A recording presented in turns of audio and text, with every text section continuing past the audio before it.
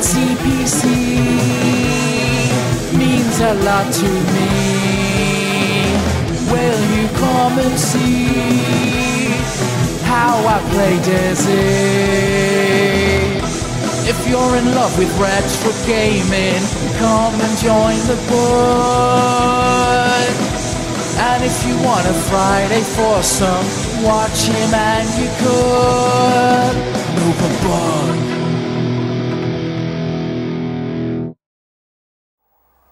Well, hello everyone, how are you? Novabug here again. Let's have a quick chat, shall we? Two pressing issues, I believe, is going on at the moment. The first we're going to talk about, we'll dwell on the, should we say, more negative side of things.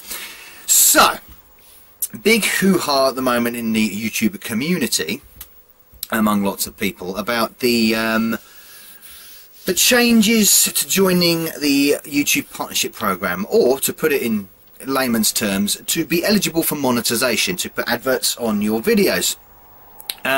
So they've changed the rules, they've set the bar at a different height, a vastly different height if you ask me. Now, before I go on, I want to get that cough out, and secondly, I'm not going to go into a complete meltdown outrage machine like I've seen so many videos outraging about this. And I'm also not going to completely cut to it and say, oh, well, you know, it's all good thing. I am firmly centred around arguments for both sides here. And I'm going to give a few. And the negative consequences of some things, and maybe the positives. Now, let's start with the positives, which are fewer, in my view. YouTube obviously say this is to do with, their ongoing sort of onslaught on creators, it seems. So you've got Adpocalypse, Adpocalypse 2, Adpocalypse 3 possibly, Logan Paul being a twat, you know, lots of different things going on, triggering YouTube into doing these odd things.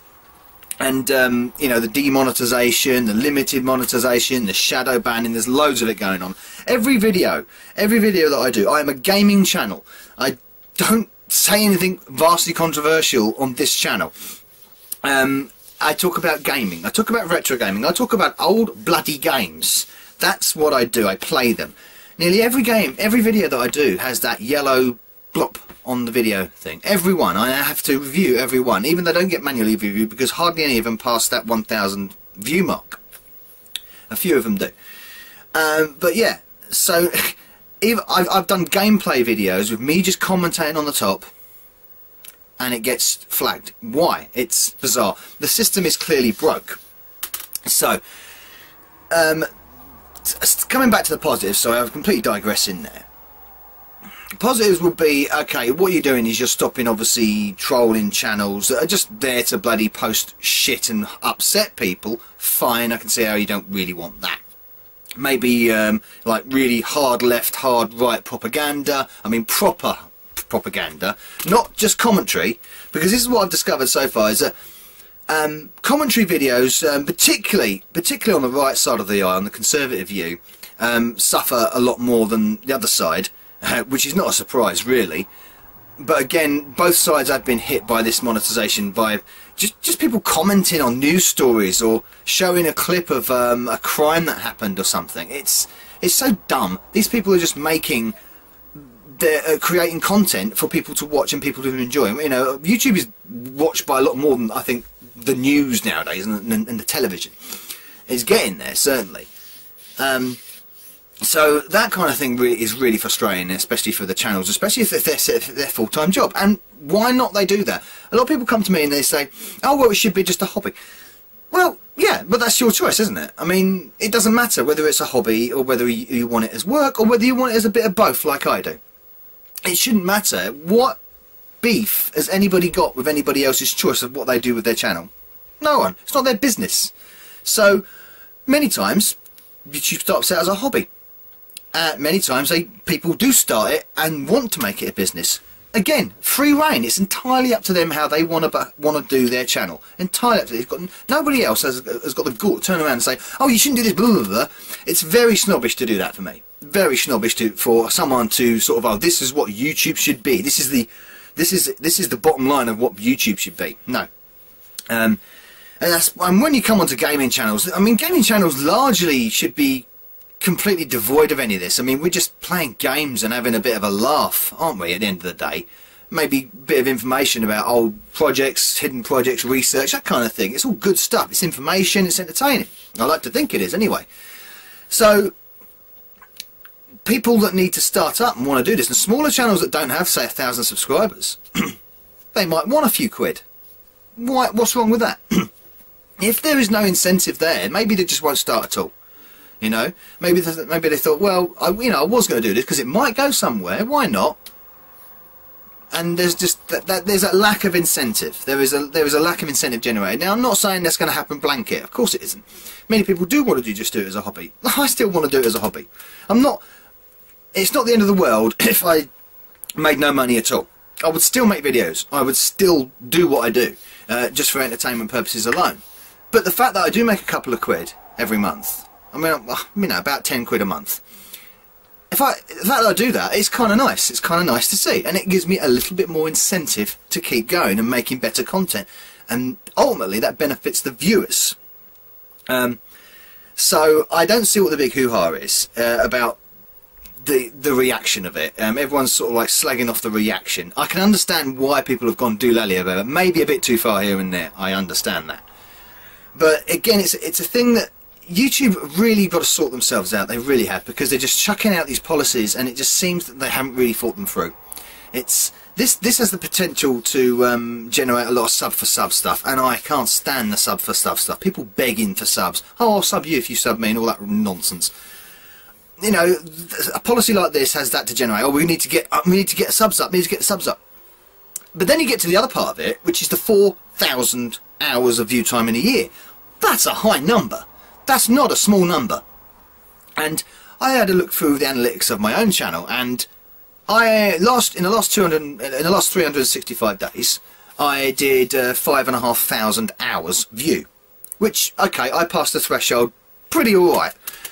But you know, all it takes is for one video to say drop, I don't know, a couple of videos, for instance, to drop a couple of hundred views, and I can find myself in that situation, and by that point, hopefully I'll be reaching about 2,000 subs.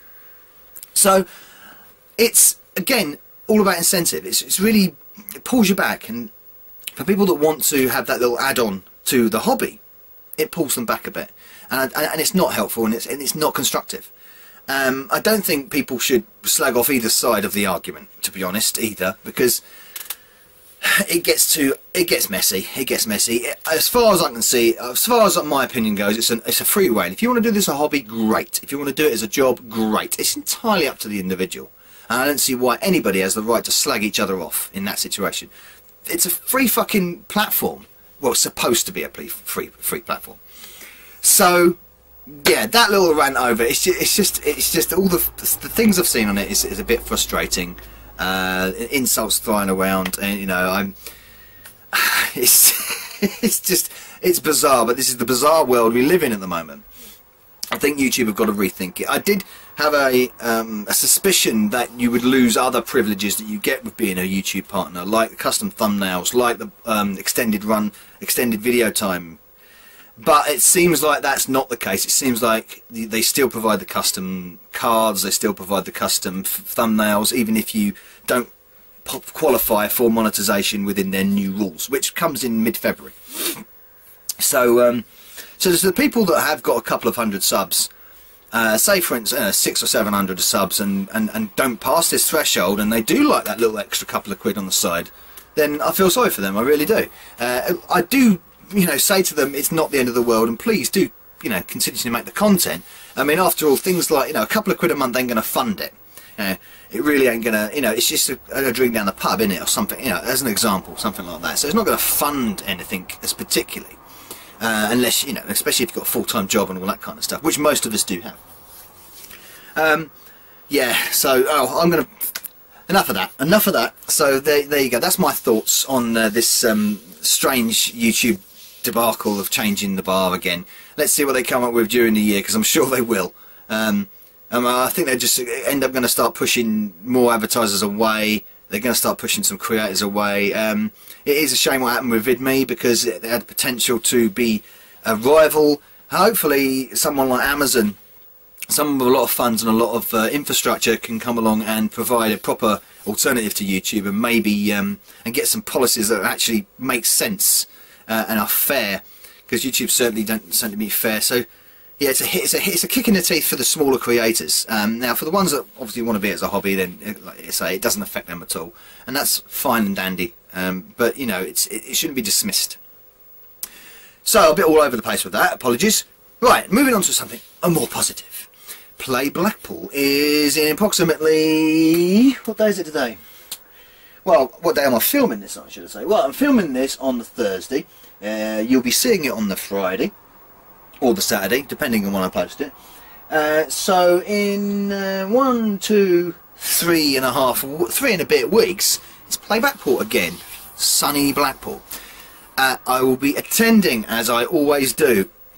And I've got a little... what I want to do this year is do something a little bit different. And I've spoken to a couple of the people that are going to be on the panel there, and a few other people, and I hope to grab just snippet interviews with YouTubers and visitors, guests to the event, just to ask them 5 or 6 just short questions about the event, what they feel like the event, what they do, what their favourite gaming platforms are, and that kind of how they feel like gaming is going at the moment, and all that kind of stuff. Just generalised questions. It's going to be completely off the cuff.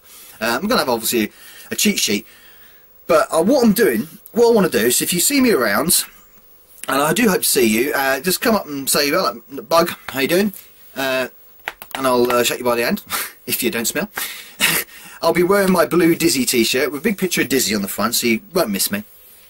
And what I'm hoping to do is to grab just a couple of people, hopefully age ranges, male and female, hopefully, that's the plan anyway, and sit on a sofa in the foyer of the hotel or somewhere relatively quiet, and just sit down for 5-10 minutes, have a quick interview. And then I want to put that into a compilation, a sort of a Play Blackpool interview compilation of, not usually, like I say, YouTubers, any guests that appear. For instance, I'm going to try and have a word with Andrew and Philip Oliver, which I believe are going to be there, and see if they can do a quick 10-minute interview with me like I did before with them. Yeah, I'm excited for it, and I do hope that I do get a few people come up to me and saying, "Hey, I wouldn't mind being on YouTube, I wouldn't mind being on your channel, Bug. You're welcome, let's have a quick chat." Get it on camera, you know, have a bit of a giggle. So yeah, there are my plans. That is my plans. Obviously, I'm going to be around and about the arcades and around the trades hall and all the usual stuff. I'll be in the lectures, working with Retro and Lim, of course. It's part of a sort of like a breakaway from Cornwall. This is, I'm making it sort of combined thing, going to London for a few days. I'll be bringing a mate of mine with me as well. No road trip with Stuart this time. Tootie. I don't believe he's making it this year, unfortunately, but a few of the other YouTubers will be there, and a couple of the Dutch YouTubers will be there as well, which I'm really looking forward to seeing them again. Yes, Valter and Lacto, yes, I believe they're going, so we'll be looking forward to meeting them guys again. It was a pleasure last time at Manchester, I believe it was. So yeah, if you're interested in having a quick chat with the Bug and having a bit of a showcase on the channel, yeah, please tap me on the shoulder at Blackpool if you see me. That's it. This will be probably the last Retro Waffle until Blackpool. I'll be in front of the camera after that event, sometime in mid-February. So for now, I will say thank you very much, and hopefully see you at Blackpool if you're going. If you're not, shame on you. But you know, early in the year, very close to Christmas, a lot of people got commitments. Fully understand that. But this one I planned before Christmas, so I'm actually fucking organised. That's pretty scary, getting organised. Must be getting old. No, I'm only 35. That's a lie. Cheers. Novabug, well and truly, for this month at least, out.